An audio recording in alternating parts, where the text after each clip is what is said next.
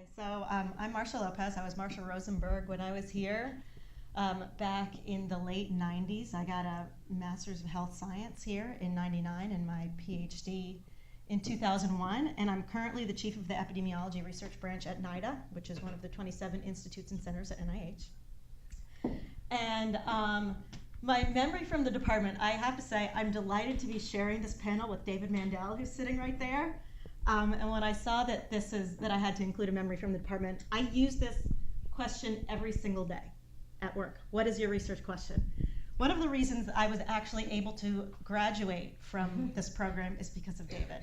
I swear that he got me through my Epi 1 class. And I remember we had a project to do, and I was in there and I was talking to him about my fantastic idea. I don't remember what it was, but it was like the best idea ever. And I'm sitting there and I'm talking to him about it, and he goes, well, what is your research question? And I was like, well, and I keep talking, and he's like, what is your research question? And he said it like 5 or 6 times before I actually got to the point where I stated clearly what my research question was. And that was such a huge lesson for me because I had all these grand ideas and I was going off in all of these tangents. And what it came down to is I needed to clearly state my research question. And that carried with me through graduate school. I used to write down my research questions for my dissertation on a piece of paper and tape it in front of the wall, or tape it in front of me on the wall when I was working on it.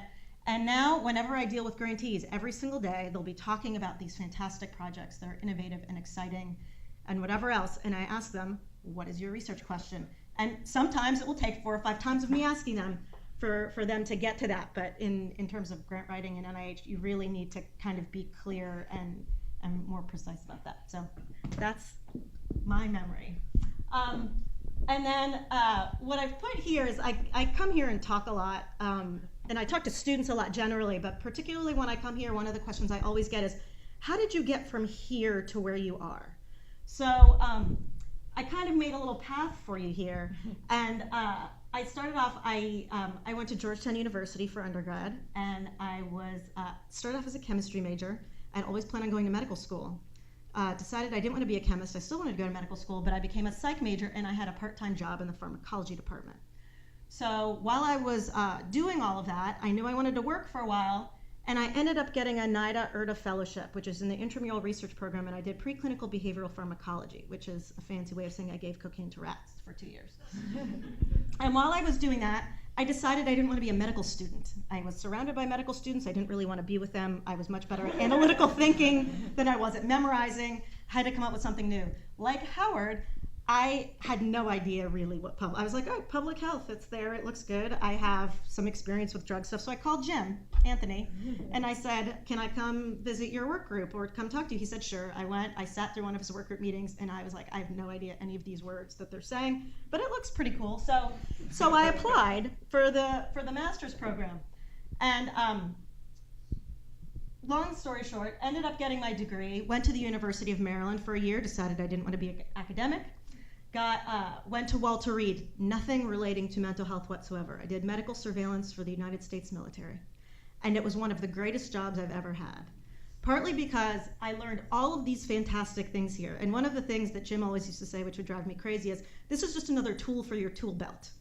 And something that you get here that I think you get no place else is the number of tools for your tool belt. You never think you're going to need it for anything. And then you find that experience and that breadth of learning is something that you really carry with you everywhere. And when I was at Walter Reed, I was dealing with 350 million records of data. And so all the cool stuff that I had learned and the methods that I learned, you can't really apply when you've got that much data and that kind of complex data. So I learned how to talk to my audience when I was at Walter Reed, which was a really interesting lesson and another tool for my tool belt. And then somewhere in there, I ended up with a child and wanted to do some, got married, wanted to do some other things. And then I saw this job at NIDA that looked like it had been written for me. And I applied and I got it. And I've been there for more than 9 years. And I guess my point in saying all of this is I never would have predicted that this path would have led me here. But it's always a journey. You can always change your mind. And who knows where I'm going to end up next, but it's, just keep using those tools in your tool belt. You'll end up somewhere. Thank you.